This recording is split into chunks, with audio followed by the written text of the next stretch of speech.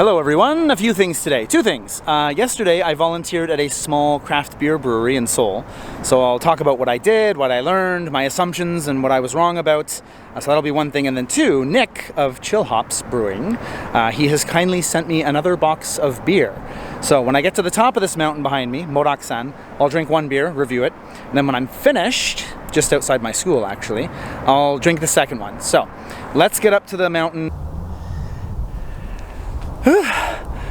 This mountain is not that tall, but because of the way it's shaped, it's like straight up the whole time.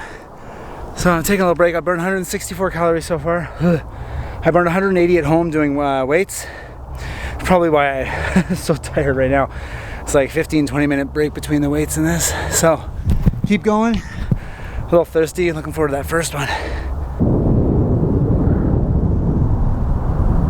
Here I'm at one of the peaks, the higher one's coming up, but first I'll talk about what my job was, what I did at the brewery yesterday. So, I brought out the used barley from the mash tun, helped sort that out into buckets and get rid of that. And then I was in charge of weighing the hops and then keeping track of the hop schedule. I didn't make the schedule, but I was in charge of keeping it on time, dumping when necessary. I weighed out the yeast and sanitized the yeast stuff before that, and I cleaned the whirlpool. So after the whirlpool went through the heat exchanger, I jumped in, scrubbed the inside. So those are kind of my key tasks yesterday. A lot of it was me observing. I'm not gonna make it sound like I was a hero of the day or anything. It was a lot of observing, cleaning the floors and stuff that anyone can do. Let's crack open our first beer. Don't think there's anyone up here. Again, Chillhops, Nick sent this to me. This is the Dirty Play Premium Dry Lager. Lagers are going out of fashion with a lot of the craft brewery places these days. People want big, bold flavors. These take a while to age. It's called lagering. So these take a while to age before they're ready, so it takes more time in fermentation tanks and keeping it very cool. So that's another kind of downside in cost and time and space in your brewery. New Zealand hops. Exclusively. So I'm really looking forward to this. I like dry stuff. This is going to be shaken up in my bag. Oh god. Okay. Alright, let's see what this tastes like. Ooh, like a lemon balmy kind of scent. It's nice.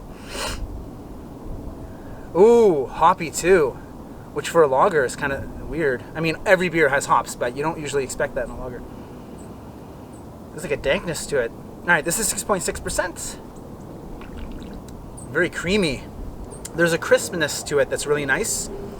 And there's like a cream soda-iness to it. This reminds me of the Oat Cream X that I did in the Chillhops video. Much less ale-like and a lot less complex. But the texture, and there's like a kind of creamy sweetness to it. It's nice. Okay, there the malts come through. The malts are very bready, very biscuity, like simple biscuit, no sweetness to it. American biscuit, not a British biscuit. There's just enough bite to it, and there's just enough hoppiness to it to give it a little bit of complexity. It's not quite a Kolsch, but it's like somewhere between a lager and a Kolsch as far as like flavor and complexity to it. If you fed me these all night, no problem, no problem. The next one's a pastry stout, so I'm sure I'll be saying the opposite about that. But let's get up to the next peak, and I'll talk about kind of my assumptions about breweries and what I was wrong about and kind of what surprised me. All right, I'm here at the top. So, what were my assumptions? This is one of those things where you learn about it and you see it and you think, okay, there's a lot of cleaning and stuff like that, but holy shit. Like, beer brewing is like 60% cleaning, 25% waiting, and then 15% like, wow, all right, we're doing this, and like, oh wow, like. So after the fermentation, the yeast was pished, and we kind of finished the fermenting, or started the fermenting. The cleaning after that is like 2.5, 3 hours, and like I understand the necessity of cleaning because, again, beer is very liquid dense and alcohol low, right? So there's a high chance for infection. But still, holy shit, like, just incessant. And even you clean as you go, right? You clean the mash tun when you're boiling, and then the whirlpool and the boiler's finished, clean the kettle, and like, still, man. And again, I tried to help as I could, but I can only do so much, so I'm watching people clean just incessantly. I feel kind of bad because I can only help so much, but oh man. And a lot of waiting too. You know, we set the boil and we had lunch, like, which makes sense. But again, beer is not like, the idea of a good beer and drinking one is very romantic.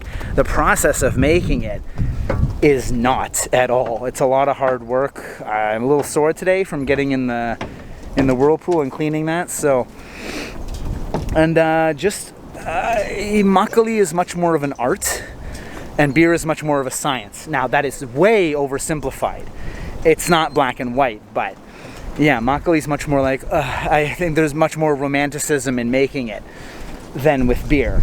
That's a personal view, but that's how I feel. So this is the actual top. You can see the flag up there. So let's get down this mountain and let me just sum up my views on the brewery, and we'll have the last beer, which I'm super excited about, and I'll explain why later. A quick aside to marvel at this thing. This thing's about 3.5 meters tall. It's hard to tell, but man, it's a lot of rocks.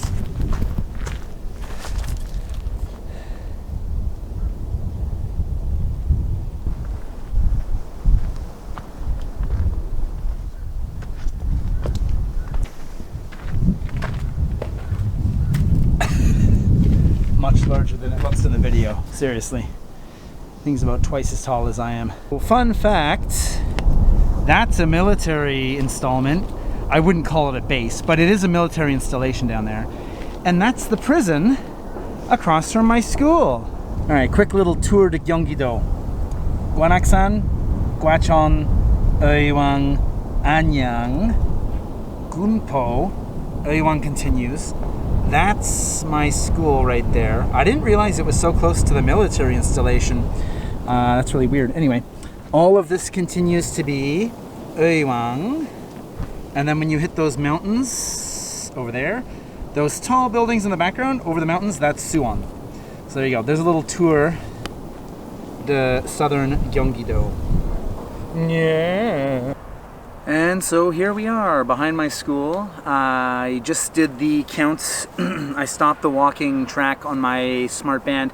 720 calories. Plus 180 is 900. 200 for the lager. Let's say 400, and that's liberal. For this, that's 600. I'm well above that. So let me just sum up my experience at the brewery yesterday. I did this hard work so I could drink this beer. And the same principle applies to a brewery, especially one that's a little smaller.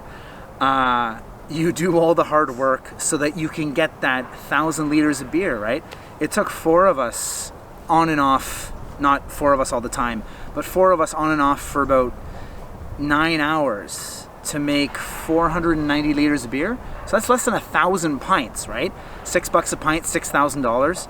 4 people, 9 hours. Again, this is not sitting around and thinking up and dreaming up recipes, right? This is hard work, moving, grinding, pouring, stirring, again, the cleaning. So we do the hard work so that we can have beer. And that goes for brewers, and it goes for drinkers too, if you want to keep the pounds off. I'm no poster boy of health, but the right way to lose weight is not to drink and then walk to lose the calories. But if you're going to drink anyway because you have a YouTube channel and you love beer, the right way to do that would be to walk first, burn the calories, and then treat yourself and try and have a deficit, right? 600 calories of beer, 900 out from the exercise, so I'm ahead. 900 calories burned is better than 300 calories burned when you count this, right? But it is what it is. This is part of my lifestyle. Maybe that makes me sound like an alcoholic, but whatever. Beer has always been a large part of my life. I've always enjoyed trying different kinds. You know, I'm not buying ice lager that's like 9% for $2 a can. I'm buying the good stuff because I enjoy drinking it. So this is, oh Christ, I knew that would happen. So this is the... Nick, you filled your cans like really, like the other one too. Holy shit. This is the Decadent Double Choco Stout. It's partnered with Cosmic Cat. My video at Cosmic Cat, I went there to get this, but they were sold out. So I made the little short to advertise that you can get good craft beer in Pyeongtaek. But I went there for this and they said, they sold out, I'm sorry. And I found a display model and I went, ah! And the woman went, that's reserved, he's coming later. I was like, ah! So, but Nick did mail me one. So this is a double choco stout. It has cacao, milk, sugar, toasted coconut, roasted coffee, and vanilla in it. This is not healthy for you. Beer in general is not healthy. This is very, very much not healthy. This is gonna have a lot more calories than... I'm fucking... God, Nick, God damn it. I'm glad you filled it very high, but, you know, it's my fault for shaking up in my backpack, but let's give this a taste. Again, I traveled on the subway for like half an hour and then walked for another half an hour to get to this place to get the beer last week, and I didn't have it. Very fine carbonation, very smooth. There's like a thickness to it, which with a pastry stout, right? It's supposed to be reminiscent of like pastry, right? So it's not quite like eating a donut, but I suppose the imagination and feeling that you're supposed to get, right? Stouts, there's a lot of roasted notes which reminisce you of coffee, right? This is much more, there's like a little bit of tang. It's not sour, but there's like a little bit of bite and there's a little bit of tang on the middle there. It's almost like a nitro brew with the carbonation in it. The dry lager, as far as out of 10, give that an 8. That is super, super nice. It's nice balance between a Kolsch and a kind of like a standard, not commercial, but standard drinkable everyday lager that you'd buy. This one, it's almost like a super drinkable stout that you couldn't get bored of. And that's because those burnt, not burnt, but those roasted flavors have been completely muted. That's probably because of all the sugar in it. The coconut too, yeah. The vanilla adds another drinkable part. I don't really taste the coconut though. That's probably because the Magpie coconut Diablo one that I had is so coconutty that I just insane. But this is a very sweet, it's not very sweet, but it's quite sweet, very drinkable stout. You could drink a lot of these because it's not so sweet, but don't do that because this calories are gonna kill you. So yeah, I'm gonna go home. I'm gonna try and wash my hands somewhere, but yeah. Maybe I should just change the name of this channel to The Healthy Drinker. Anyway, I'll see you in the next video.